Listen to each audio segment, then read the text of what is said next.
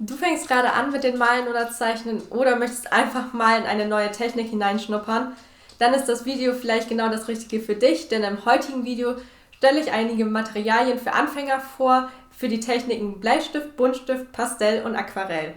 Ich möchte nochmal betonen, dass es sich hier um Materialien handelt, die sich an Anfänger richtet, die vor allem ein begrenztes Budget haben und wissen wollen, worauf sie auf jeden Fall achten müssen und mit welchen Materialien sie guten Gewissens starten können. Natürlich habe ich die ganzen Materialien, die ich in diesem Video vorstelle und empfehlen kann, selber verwendet oder verwende sie auch heute noch. Und allgemein kann ich sagen, dass ich persönlich zumindest mehr Wert auf Qualität anstatt auf Quantität setze. Nur, dass ihr darüber schon mal Bescheid wisst. Kommen wir nun zu den, ich sag mal, grundlegenden Sachen, die man für alle Techniken gebrauchen kann.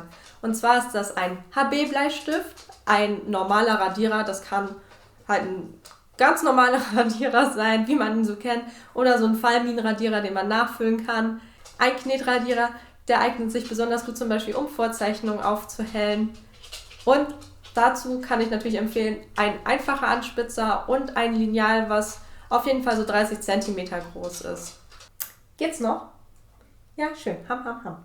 Kommen wir nun zur ersten Technik, und zwar ist das Bleistift.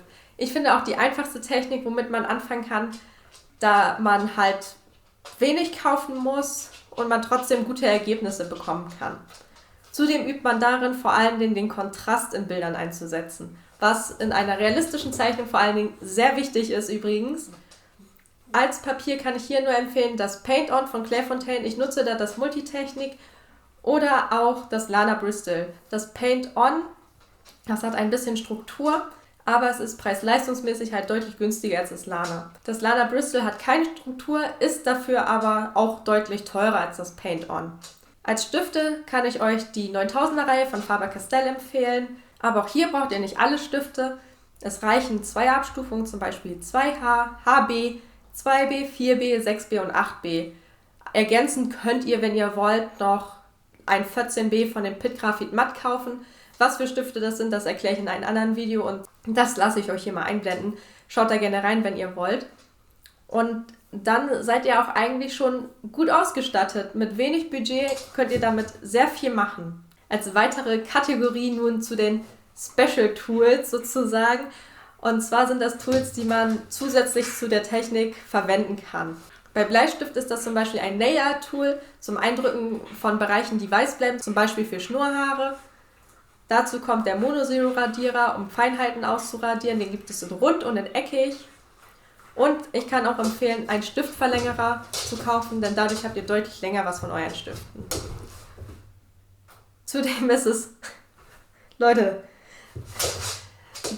es auch hilfreich, einen Pinsel für Radierreste zu haben. Ich habe dafür einen einfachen Rouge-Pinsel und dann muss ich nicht einfach die Radierreste mit der Hand oder mit was anderem vom Papier wischen und laufe somit keine Gefahr, das Motiv zu verwischen.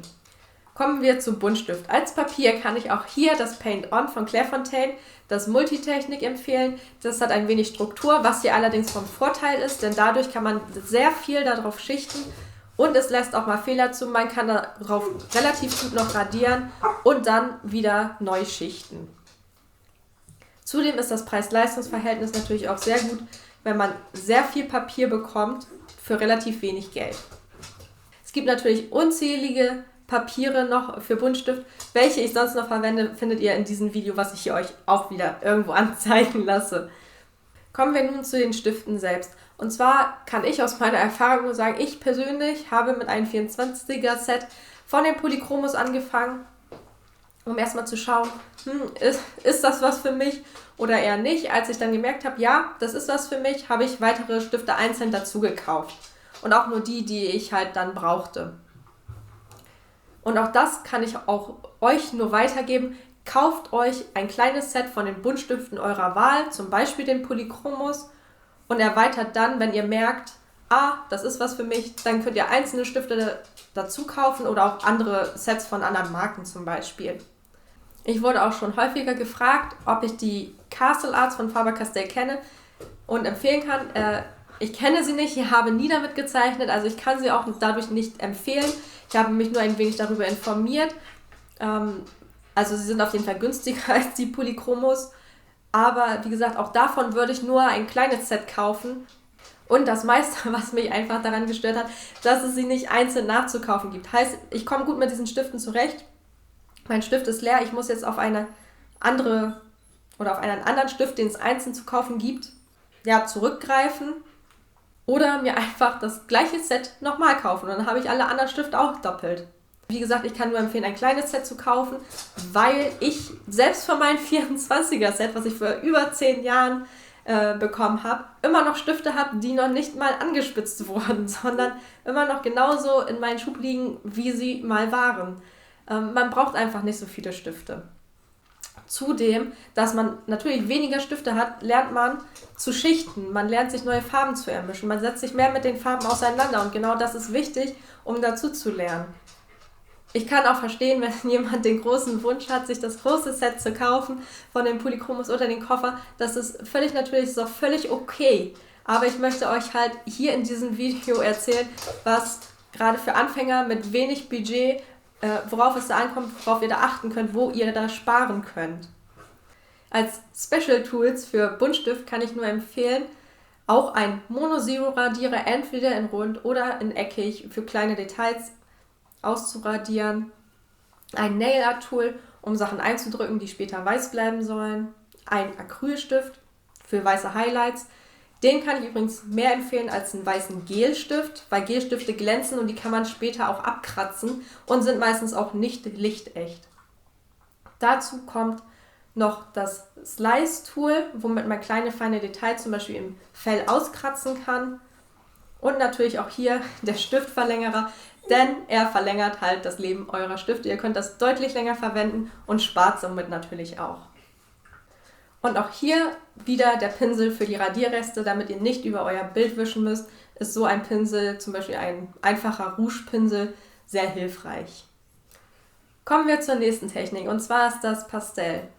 Hier ist das Papier wirklich sehr entscheidend, also glaubt mir da einfach, es ist mega teuer, ich weiß das, aber spart da lieber an Stiften oder Kreiden oder ähnliches und kauft euch mal, auch wenn es nur ein Einzelbogen ist oder sowas, einmal dieses Papier und probiert es aus.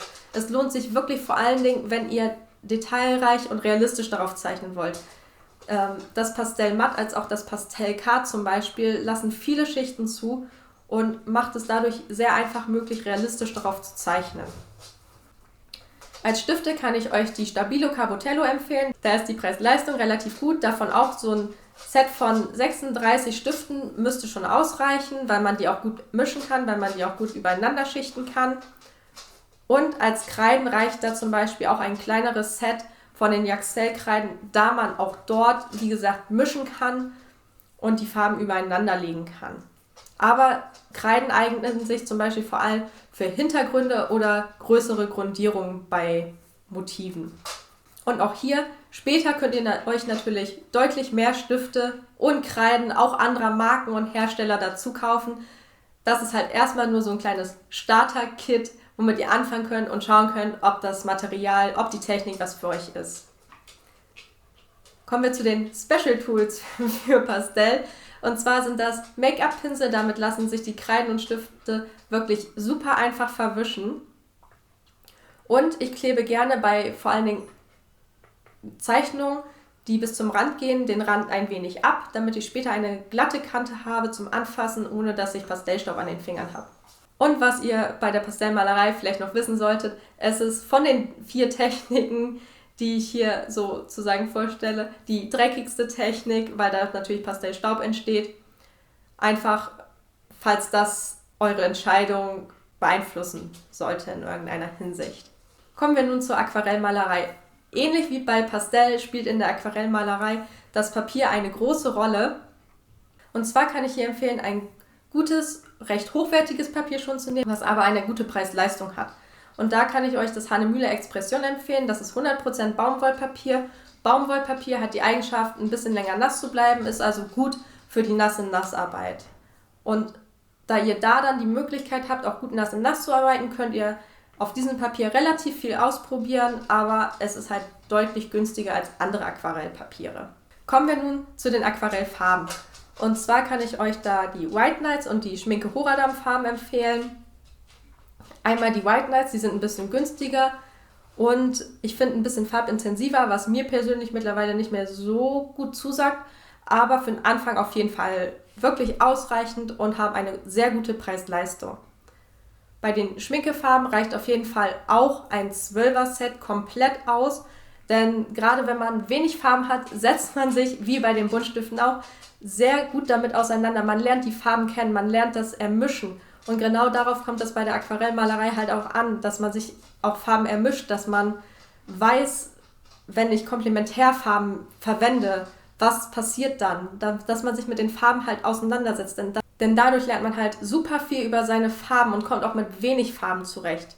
Wer natürlich jetzt ganz mutig ist, kauft sich einfach nur 3 warme und 3 kalte Grundfarben. Heißt ein warmes Gelb, ein warmes Rot, ein warmes Blau und ein kaltes Gelb, ein kaltes Rot und ein kaltes Blau. Damit kann man eigentlich alle Farben ermischen, die man sich so denken kann.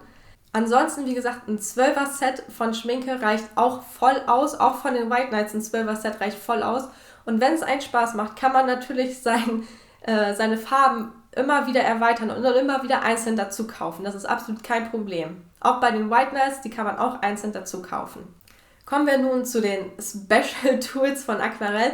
Und zwar sind das zum Beispiel Keramikmischpaletten. Die benutze ich ultra gerne, weil man da sehr gut schon das Mischen der Farben sieht, also wie die Endfarbe aussieht. Bei manchen, gerade bei neuen Metall- und Kunststoffpaletten, zieht sich das immer so ein bisschen zusammen. Sieht dann aus wie so ein Farbklumpen.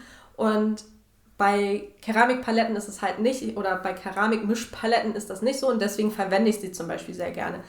Dazu kommt noch wasserfeste Feinliner in Schwarz. Da benutze ich zum Beispiel die Micron Liner sehr gerne.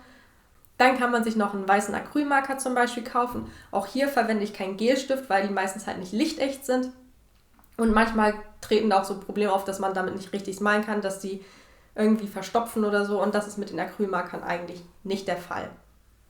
Zudem gibt es natürlich auch noch das Rubbelkrepp oder die Maskierflüssigkeit. Damit kann man in vornherein einfach Sachen anmalen sozusagen damit, die weiß bleiben sollen und im Nachhinein kann man das dann abrubbeln. Deswegen heißt es halt Rubbelkrepp. Zum Abkleben von Bildern für weiße Ränder kann ich da zum Beispiel auch Washi-Tape empfehlen. Und als kleiner Tipp noch, wenn das Washi-Tape oder ein anderes Klebeband nicht sehr gut abgeht, nutzt einfach einen Föhn auf kleinster Stufe, föhnt den Rand ein wenig an, damit es warm wird und sich der Kleber löst und dann bekommt ihr das auch eigentlich immer wieder ganz gut ab. Als Alternative zum Washi-Tape gibt es noch so ein lila Klebeband, was ich momentan auch sehr gerne verwende und das geht eigentlich auch relativ gut ab, aber wie gesagt, wenn das nicht gut abgeht, einfach auf den Tipp von eben zurückgreifen. Kommen wir nun zu den Aquarellpinseln. Hier fällt mir das so ein bisschen schwer, so eine Empfehlung auszusprechen, da es sehr darauf ankommt, welches Format zeichne ich, wie male ich, was male ich viel nass in nass, male ich einfach nur feine Linien und viel Detailarbeit, viele kleine Sachen. Wenn ich natürlich groß arbeite und mit viel Farbe, viel Wasser, muss es ein saugender Pinsel sein, zum Beispiel ein Verwaschpinsel für Details, halt so Schlepperpinsel oder einfach kleinere Rundpinsel. Allgemein möchte ich nochmal sagen, dass ich nur vegane Pinsel verwende, also mit Kunstfasern anstatt mit Echthaaren. Ich möchte euch jetzt mal ein kleines Set sozusagen zeigen, was ich empfehlen kann für Anfänger, wo man relativ viel mitmachen kann, wo man viele Möglichkeiten mit hat und nicht zu viel investieren muss. Ja, das war's auch schon wieder. Ich hoffe natürlich wie immer, dass das Video hilfreich für euch war. Dann gebt natürlich gerne ein Like und schreibt super gerne in die Kommentare, wenn ihr Anregungen oder Fragen habt. Und wie immer, wenn euch das Malen und Zeichnen von Tieren interessiert, schaut super gerne auf meinen Channel vorbei. Lasst ein Abo da. Vielen Dank dafür. Dankeschön für eure Unterstützung, dass ihr meine Videos schaut. Denn ihr müsst wissen, durch die Interaktion mit meinen Videos werden meine Videos in Suchen weiter oben gerankt und ich kann von anderen, die mich noch nicht kennen, einfach leichter gefunden werden. Also vielen Dank für eure Unterstützung, danke fürs Zuschauen und wie immer, bleibt kreativ. Bis zum nächsten Mal. Tschüss!